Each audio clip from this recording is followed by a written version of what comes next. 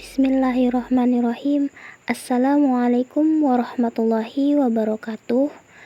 Kami dari kelompok 13 Ulumul Hadis kelas 3A Prodi Pendidikan Agama Islam Universitas Islam Syekh Yusuf Tangerang yang beranggotakan Ahmad Maulana Rifai, Kurtaniyah, Miki Arganesa Putra Ramadhani, dan juga Rosihatul Baroroh yang akan memaparkan materi mengenai nasih dan mansuh. Nasih artinya yang menghapuskan, yaitu dalil Alkitab atau As-Sunnah yang menghapuskan hukum dalil syar'i atau lafaznya. Pada hakikatnya, nasih atau yang menghapuskan adalah Allah Azza wa Jalla. Sedangkan mansuh artinya yang dihapuskan, yaitu hukum dalil syar'i atau lafaznya yang dihapuskan. Penunjukan adanya nasih dalam syariat. Perlu diketahui bahwa adanya nasih dalam syariat atau adanya ayat Al-Quran yang mansuh atau dihapus hukumnya atau lafaznya oleh ayat lain ditunjukkan oleh dalil nakli, ayat atau hadis, dalil akal, dan juga ijma. Dalil nakli dalam firman Allah Quran Surat Al-Baqarah ayat 106, Ma nansah min ayah, yang artinya apa saja ayat yang kami nasahkan. Makna kata ayat di dalam firman Allah ini adalah ayat Al-Quran sebagaimana penafsiran salafus sholih yang kami ketahui, seperti riwayat dari Ibnu Abbas, Mujahid, sahabat-sahabat Ibnu Mas'ud, Abdul Aliyah, Muhammad bin Ka'ab Al-Quradi, Ad-Dahhak, Atha, As-Suddi, Ibnu Abi Hatim, Ibnu Jarir, dan Ibnu Katsir.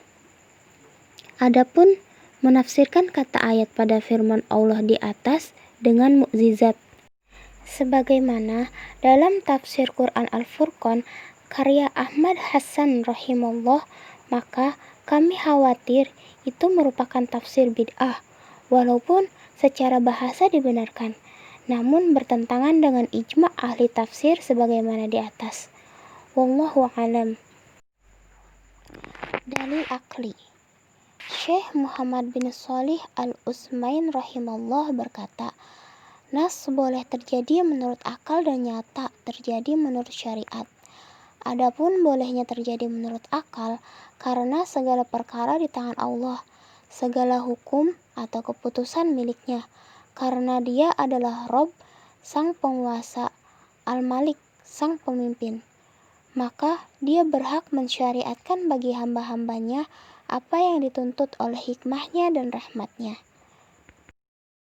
Apakah akal menolak jika sang pemilik memerintahkan kepada apa yang dia miliki dengan apa yang dia kehendaki?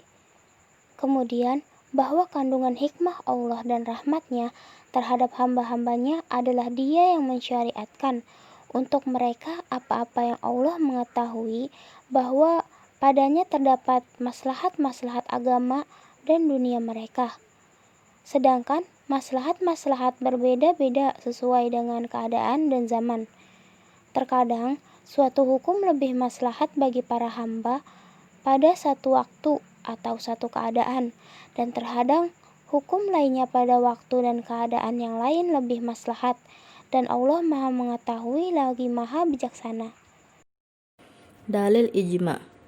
Banyak ulama telah menyatakan adanya ijma tentang adanya nasikh dalam Al-Quran dan As-Sunnah. Al-Baji rahimahullah berkata, seluruh umat Islam berpendapat bolehnya atau mungkinnya nasikh syariat menurut akal dan syara. Al-Kamal Ibnu Humam rahimahullah berkata, pengikut syariat-syariat telah sepakat atas bolehnya nasikh secara akal dan terjadinya secara syariat. Macam-macam nasikh mansuh. Macam-macam nasikh mansuh dilihat dari nas yang mansuh atau dihapus ada 3 bagian. Yang pertama, nasikh yang mansuh hukumnya, namun lafaznya tetap. Yang kedua, nasikh yang mansuh lafaznya, namun hukumnya tetap. Yang ketiga, nasikh yang mansuh hukumnya dan lafaznya. Macam-macam nasikh dilihat dari nasikh yang atau menghapus. Secara ringkas ada 4 bagian. Yang pertama, Al-Quran dimansuh dengan Al-Quran. Yang kedua, Al-Quran dimansuh dengan As-Sunnah. Yang ketiga, As-Sunnah dimansuh dengan Al-Quran. Yang keempat, As-Sunnah dimansuh dengan As-Sunnah. Contoh nasih mansuh. Al-Quran dimansuh dengan Al-Quran. Firman Allah Subhanahu wa taala, "Hai orang-orang yang beriman, apabila kamu mengadakan pembicaraan khusus dengan Rasul, hendaklah kamu mengeluarkan sedekah kepada orang miskin sebelum pembicaraan itu. Yang demikian itu adalah lebih baik bagimu dan lebih bersih. Jika kamu tiada memperoleh yang akan disedekahkan, maka sesungguhnya Allah Maha Pengampun lagi Maha Penyayang." Quran Surat Al-Mujadilah ayat 12.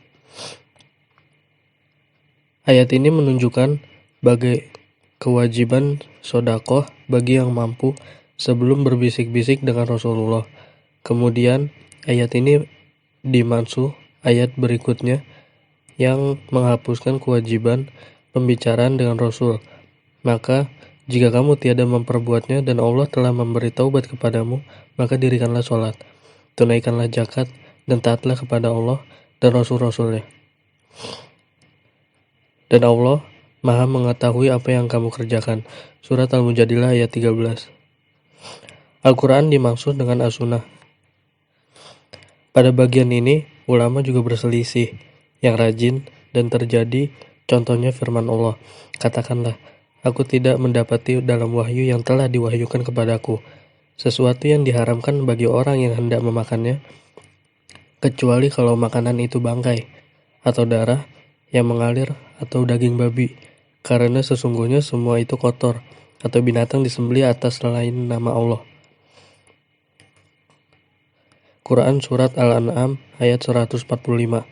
Ayat ini menunjukkan bahwa makanan yang diharamkan pada saat ayat ini diturunkan hanyalah 4 jenis di atas.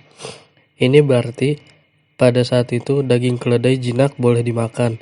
Berdasarkan ayat ini, kemudian kebolehan ini dihapuskan hukumnya oleh hadis-hadis sahih yang datang kemudian yang mengharamkan daging keledai jinak.